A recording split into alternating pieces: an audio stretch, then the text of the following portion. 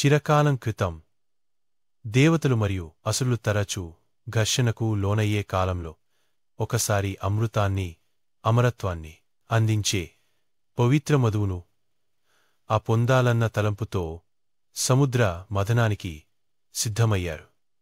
మందర పర్వతాన్ని మథన దండంగా వాసుకి నాగును తాడులాగా ఉపయోగించి సముద్రాన్ని మథించారు. ఒకవైపు దేవతలు, మరోవైపు అసురులు మథనంలో పాల్గొన్నారు. మథనం చేయగానే మొదట అమృతం కాకుండా ఒక భయంకరమైన విషం హాలాహలము వెలువడింది. అది అంతలా విషపూరితమై ఉండేది. దాని వాసనతోనే ప్రాణులు చనిపోవడం ప్రారంభమైంది. ఆ విషం భూమి, ఆకాశం, జలజాలను భస్మం చేసేది.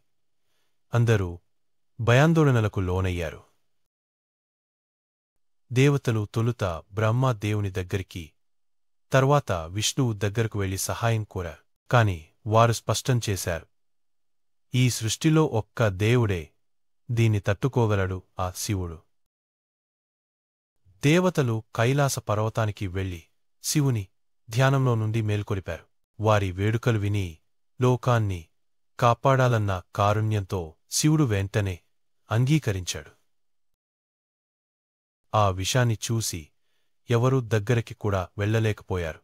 కాని శివుడు ధైర్యంగా ముందుకు వెళ్లి హాలాహ విషాన్ని తన చేతులతో తీసుకుని తాగాడు.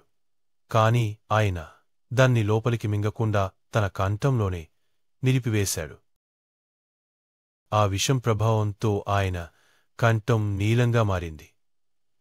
అది ఎంతగా కాల్చుతోందో చూసిన పార్వతీదేవి తన చేయి ఆయన మెడపై ఉంచి విషం శరీరంలోకి చొచ్చుకుపోకుండా నిరోధించింది. ఆ రోజునుండి శివుడు నీలకంఠుడు అనే పేరుతో పిలువబడుతున్నారు. అంటే నీలం కంఠం కలవాడు. దేవతలు మరియు అసురులు శివుని త్యాగానికి నమస్కరించారు. ఆయన కారణంగా మథనం కొనసాగి చివరికి అమృతం బయటికి వచ్చింది.